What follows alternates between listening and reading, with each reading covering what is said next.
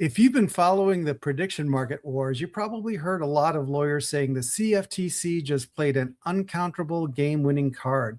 Yesterday, July 14th, the CFTC issued a massive emergency order staying Kalshi's rules to prevent a state court in Michigan from force liquidating user contracts.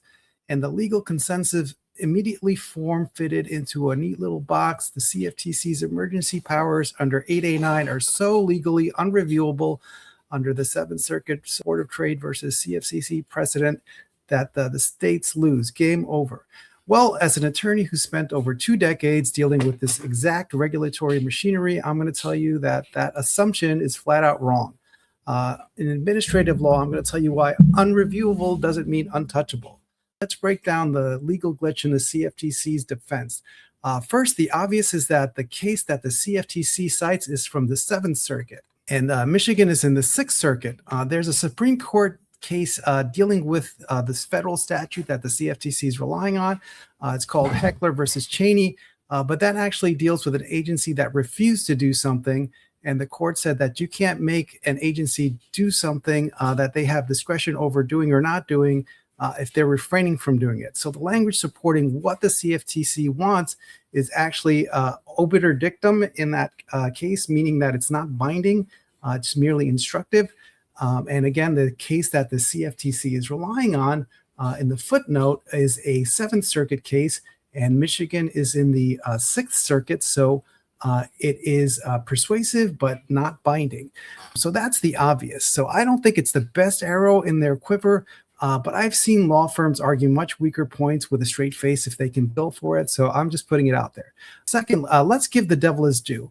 Why is everyone convinced that the CFTC is invincible here? It goes back to that 1979 case that they're citing, Board of Trade of Chicago versus CFTC. And in that one, the Seventh Circuit ruled that when the CFTC declares an emergency under 8A9 of the Commodity Exchange Act, courts can't review the merits of that decision under the Administrative Procedure Act. Some things are simply committed to agency discretion by law because the law says that the CFTC can act whenever it has, quote, reason to believe an emergency exists. There's no rigid legal standard to measure that against. So how can you review something against a standard which doesn't exist? So yes, if the CFTC says there's a market emergency, a federal judge can't come in and sit there and say, well, is it really an emergency though? But here's the absolute critical point that almost everyone is missing. An agency's power to declare an emergency is only unreviewable if the agency has legal authority to regulate that product in the first place.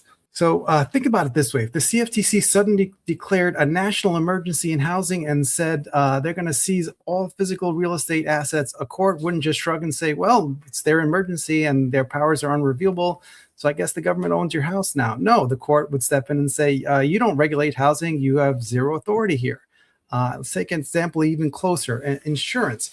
If the CFTC decided that State Farm's insurance policy was actually a swap because it pays out against a contingent future event like a prediction market, a hurricane or fire, the CFTC tried to use its emergency powers to halt insurance payouts in Florida after a storm. State regulators and federal courts would lose their mind. They'd point exactly to the McCarran-Ferguson Act, which explicitly leaves insurance regulation to the states. And they tell the CFTC, just because you label an insurance contract a swap doesn't make it one. Get back in your lane. So in legal terms, this is called ultra vires. Ultra vires, if you're a college professor teaching Latin, and it means that you're completely beyond the scope of your legal powers. So this is exactly where they're vulnerable with Michigan. So Michigan is targeting the prediction markets, right? Michigan is shouldn't try to sue CFTC saying, they're overturning it on the merits of the emergency. They should go after the threshold definition. What's underneath that? They're arguing that Kalshi sports and events contracts aren't swaps or commodity options under federal law. They're unlicensed sports betting, something that CFTC doesn't have jurisdiction over at the state level. So if a federal court agrees with Michigan on that point, which is the crux of all the litigation against Kalshi in several states, the CFTC loses its federal preemption shield.